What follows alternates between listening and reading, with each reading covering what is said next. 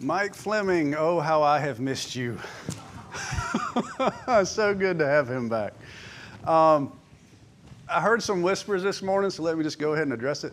I know you look around and the place looks kind of empty. Just so you know, historically, the Sunday that falls on the July 4th Independence Day holiday is the least attended Sunday of the church calendar. Just so you know, that's where they are. They'll be back next week. Don't let it bother you. So just wanted to say that up front. All right, if you got your Bibles, go ahead and grab those. Turn to 2 Timothy chapter 2. We're going to be in 2 Timothy chapter 2 this morning. I'm going to spend most of our time with just two verses, verses 20 and 21. And so I thought we would just read those verses up front so we can just start to talk about them. Verses 20 and 21 are where Paul really seems to slow down in this passage. The surrounding verses are things that he has talked about multiple times throughout these letters to Timothy. He's giving him instructions. He's coaching him on how to handle certain situations and why he should avoid other situations. And then right here in the middle, he draws him a picture, which I appreciate. I like pictures. So let's read about the picture. 2 Timothy chapter 2, verses 20 and 21. Paul writes, "Now in a great house there are not only vessels of gold and silver, but also of wood and clay, some for honorable use, some for dishonorable. Therefore, if anyone cleanses himself from what is dishonorable, he will be a vessel for honorable use, set apart as holy, useful to the master of the house, ready for every good work." So let's talk about the house. Paul says it's a great house. So what house is he talking about? Is he talking about heaven? No, it's not heaven. There's nothing dishonorable in heaven, not in form or function. Paul's talking about the church. He's talking about the visible household of God as it exists in the world. Not some ideal, this is what a church should look like church. He's talking about the church as it actually is. And Paul describes it as a great house. Jesus' church, despite all of her shortcomings, is great because the one she belongs to is great. Amen? The work she's been given to do is great. The price that was paid to redeem her was great. So Paul referring to her as a great house is in no way an exaggeration. And in this great house are vessels of gold and silver, vessels of wood and clay, some for honorable use, some for dishonorable. I think even us modern folks can relate to Paul's illustration, because in our houses, a lot of us have like the dinnerware that we use every day. You know, those mismatched bowls and plates and plastic souvenir cups from Dollywood that we just keep washing and reusing because they do hold a lot more than a regular glass. But then we got the stuff we pull out when company comes over, right? I remember when Lori and I were getting married, we did the gift registry thing, and Lori picked out a China pattern, because that's just what you did back then. Do you still do that? Did y'all do that? No. Okay.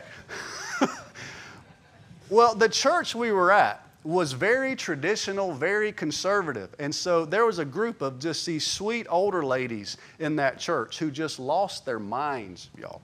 We didn't just get plates and bowls and glasses. We got gravy boats and canister sets.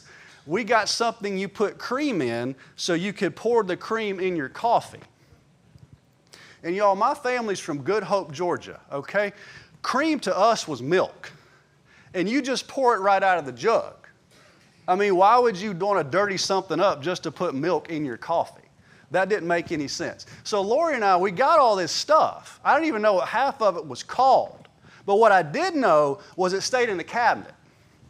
If I was making a sandwich, Lori better not catch me using her good dishes to make a sandwich. I better put it on a paper plate, because that's not what her good dishes were for.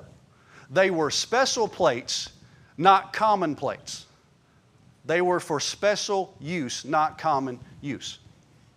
Remember last week when we talked about Paul's understanding of election and salvation being informed by the Old Testament? Well, it's the same thing here. Paul comes from a heritage of certain things being set apart as holy. set apart as things only used in service to the God of heaven.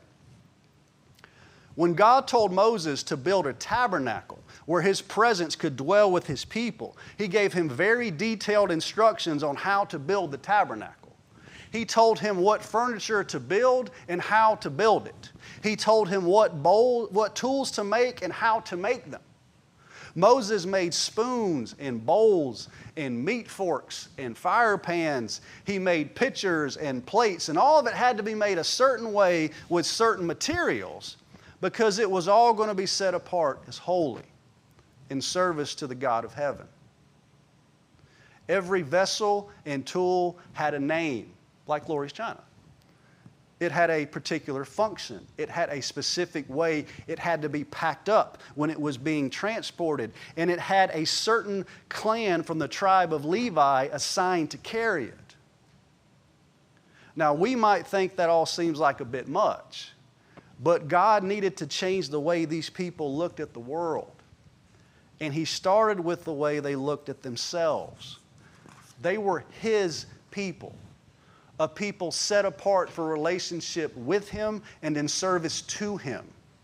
And He began that shift in their thinking with the tabernacle.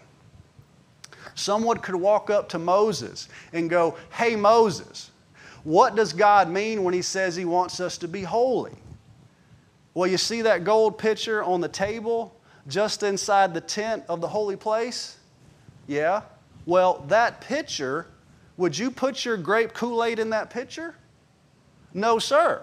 That pitcher has been set apart. It has a special purpose. And Moses would say, well, that's what He means. When God says that you're holy, that's what He means. You have been set apart for Him. And because of that, your life has a special purpose, just like that gold pitcher. So y'all, when Paul writes what he writes in verse 21 about being set apart as holy, Timothy is for sure picking up what he's putting down. There are the ordinary things, and then there's you. There are the ordinary things, and then there's you. And I'm not sure if you noticed, but Timothy is not the only person that Paul's applying that to. Verse 21 says, "Therefore, if anyone cleanses himself from what is dishonorable, he will be a vessel for honorable use, set apart as holy, useful to the master of the house, ready for every good work." As groovy a dude as Timothy is, he is no different than any of us. But Mike, he's a pastor. Like I said, he is no different than any of us. Pastors are no different than any of you. They just have a different calling on their life as it relates to the local church. That's it. We elevate them to a position they do not deserve to be elevated to. Paul says if anyone, not any pastor, not any clergy, if anyone cleanses himself from what's dishonorable, he will be an honorable vessel, set apart as holy. Which, again, is the same principle that God applied to the tabernacle vessels. I love God's consistency. If you know your Old Testament, you remember how King Solomon built a temple for God's presence to dwell in, right? Well, the holy temple was just a bigger, grander version of the holy tabernacle. And when Solomon dedicated the temple, he had all the tools and the vessels from the tabernacle brought over. Sure, he made more because Solomon just can't help himself. But a lot of those original vessels were used in the holy temple. Now, why is that important? Because when Babylon's army invaded Jerusalem and they took all those people back with them to Babylon, you know, folks like Daniel and Shadrach and Meshach and Abednego, well, the army went back again and they destroyed the holy city and the holy temple. But they took a bunch of the holy vessels from the temple back to Babylon. They stored most of them in the treasuries that belonged to their gods. So that made the holy vessels unholy. It made them unclean. It made them dishonorable. Not only that, they used some of them in their dirty little pagan god parties and banquets. There's a story in Daniel 5 about a king that came after Nebuchadnezzar. His name was Belshazzar. It's a great name. Well, Belshazzar was hosting one of those dirty little pagan god parties.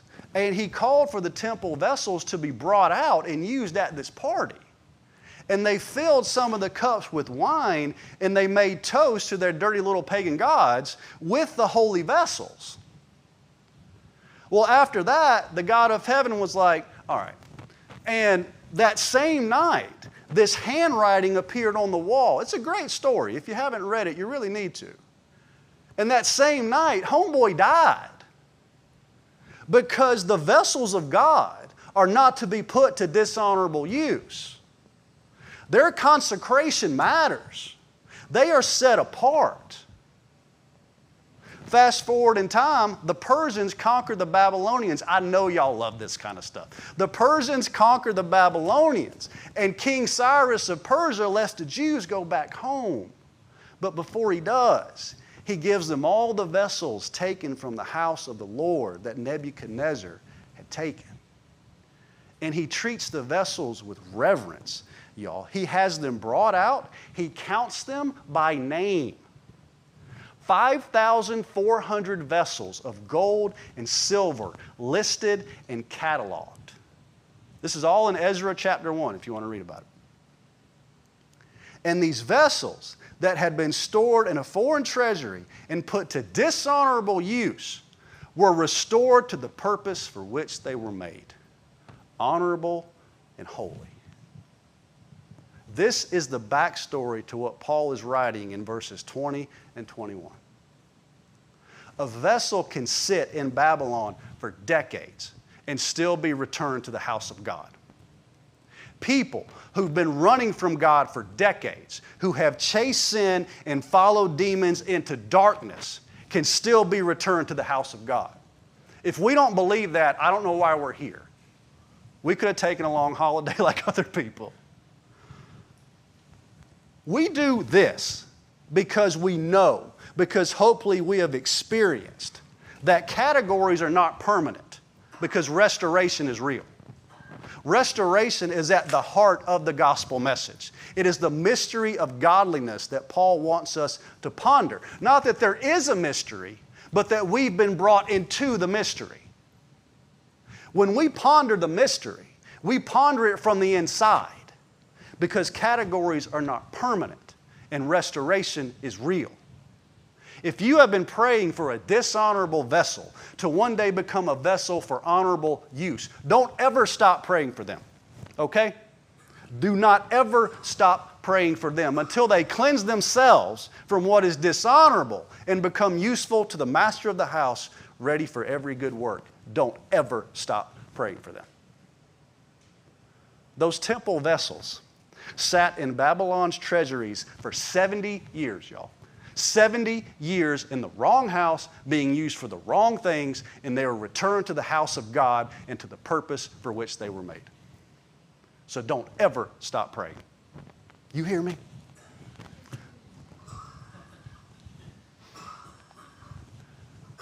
After all this talk about cleansing, Paul does something very helpful. He tells us what that cleansing looks like. In verse 22, he tells Timothy to flee youthful passions and pursue righteousness, faith, love, and peace, along with those who call on the Lord from a pure heart. So he tells Timothy two things: flee and pursue. We talked about this a few weeks ago, I think. It's not enough just to flee. We also have to pursue. If we empty our minds of lesser things, but we don't pursue the greater things, usually what happens is another lesser thing moves into that space. Godliness and being a vessel of honorable use are intentional, y'all. And Paul says we need help if we're going to flee and pursue. He tells Timothy to flee those passions and pursue those greater things, along with those who call on the Lord from a pure heart. Part of remaining a vessel for honorable use is carefully choosing who you let into your circle. And your circle should be small. Jesus' circle was small. Sure, he had all those folks who would follow him from town to town, and I'm sure he was familiar with a lot of them. But then he had the 12, and inside the 12 he had the 3, Peter, James, and John. Not that Jesus needed their help, but I think he was showing us the best way to do life.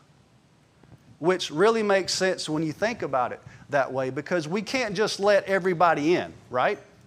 We don't have the bandwidth to handle a ton of different people.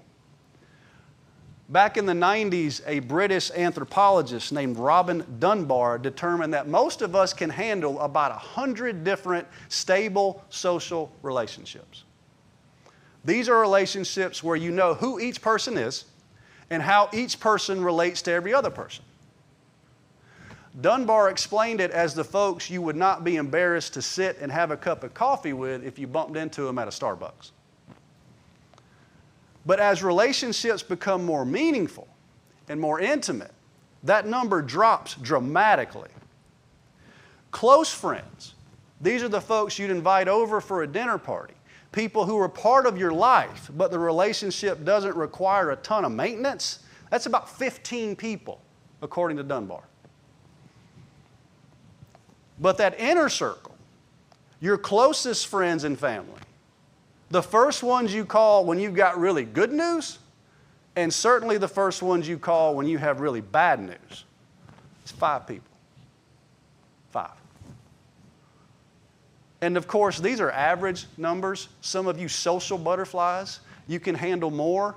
Folks like me, who as a general rule don't like people at all, the numbers are even smaller.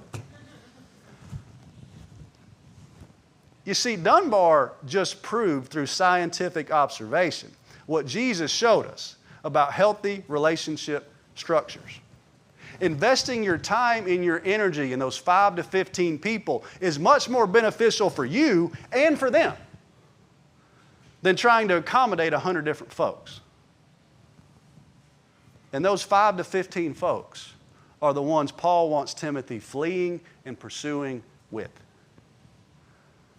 I've said it 100 times, and I'll keep saying it as long as I'm here. Just because someone is good to you does not mean they are good for you. Your core circle needs to be made up of folks who are good for you.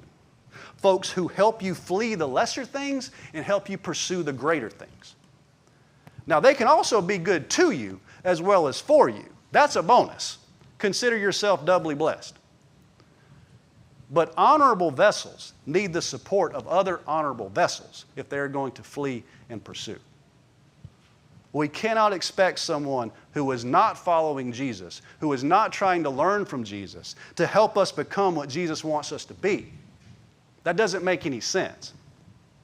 And if becoming what Jesus wants me to be is not super important to me, well, I'm not an honorable vessel.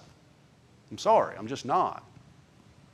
If I'm not willing to surround myself with folks who can help me flee and pursue, I'm not really trying to be an honorable vessel, am I? If I'm not willing to push the other dishonorable vessels out of the circle, you still maintain the relationships. I'm not saying that. But you keep them outside the circle. Then I'm not sure how I will ever be set apart as holy, useful to the master of the house, ready for every good work. A lot of times, becoming what Jesus wants us to be is less about what we're willing to take on and more about what we're willing to give up or who we're willing to push out. I'm going to stop there because today is Communion Sunday here at Legacy, and you don't have to be a member of Legacy to participate in communion, but you do need to be a Christian. We practice open communion here. If you are not a follower of Jesus, the Lord's Supper, Holy Communion, has no meaning for you. And plus, Paul warns us about taking communion in an unworthy manner, right?